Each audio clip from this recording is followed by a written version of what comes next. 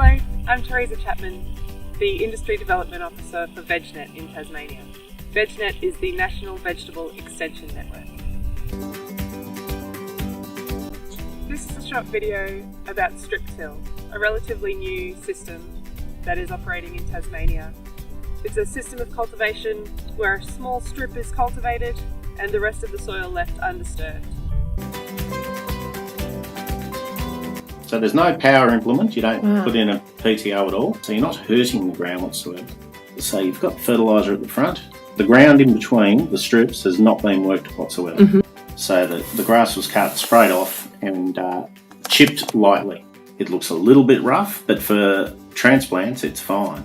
So you have one wavy disc at the front, you have Sunco trash removers, and it moves the trash out of the road. You can move that up and down with very little problem whatsoever, which is also in between these two wavy discs here. You can move angle for more aggressive working or straight just for want to do two passes.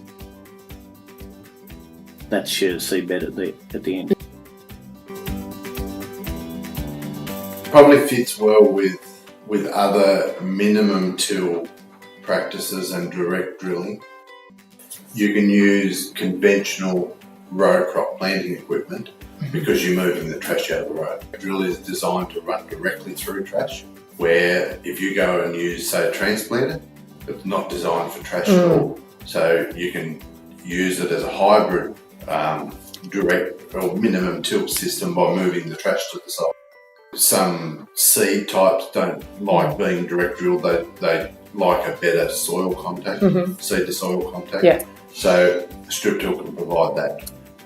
I'm interested in sustainable practices, obviously. I don't like the concept of working. A lot of the time we work soil to incorporate previous crop residue or trash just so we can get conventional planting equipment through. And it's a flawed concept. You're just beating soil to death to get rid of. We grow cover crops and then go and bash it with implements to get rid of it to then put planting equipment through. It's a flawed system. So strip till sort of helps to alleviate that problem by you're able to leave your trash on top and move it to the side. Yeah, we're getting better moisture retention, obviously. We're getting, a crop like a brassica crop that we transplant doesn't appreciate trash being chopped into the ground because that uses, you get nitrogen. You're actually better off with it on the surface, you don't get. So your crop performs better.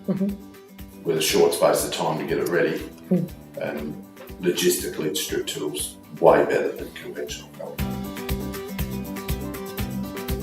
So I had the grand plan of growing this lovely cereal rye with tillage radish to then strip till in pyrethrum seed, but obviously it actually needs some careful planning because we tried to strip till and the cereal rye was just too high. It just clogged the machine up and we went all of 20 metres. The strip till needs to have some planning before you're starting out with the project. What is your goal at the start, and then what do you want to achieve at the end, and then think about what plants you should be growing and how tall they are. Because obviously I'm coming from the regenerative agriculture side where I'm trying to plant into living plants and get those that root growth happening to help the soil. And the issue was just the length, the mass of the biomass above the ground? Yeah, we had a massive biomass, so it was sort of nearly as tall as me, and then our row cleaners were getting clogged up with it, and it had all fallen over as well. So we tried in a little bit shorter area where the cereal rye hadn't grown so well, and it actually did work. So maybe we need to terminate the crop earlier if we want to continue down this track of going strip tilling into green material. It's important to think of strip till as a system rather than a single farming tool. But with careful planning, strip till is generating positive outcomes for growers. You can save time, fuel, soil carbon, soil moisture, create better harvesting conditions and potentially end up with a better and more uniform yield. You get tilt where you need it, and you can still use your conventional row crop planting equipment. For any further information or questions, please contact me, your Tasmanian VegNET Extension Officer.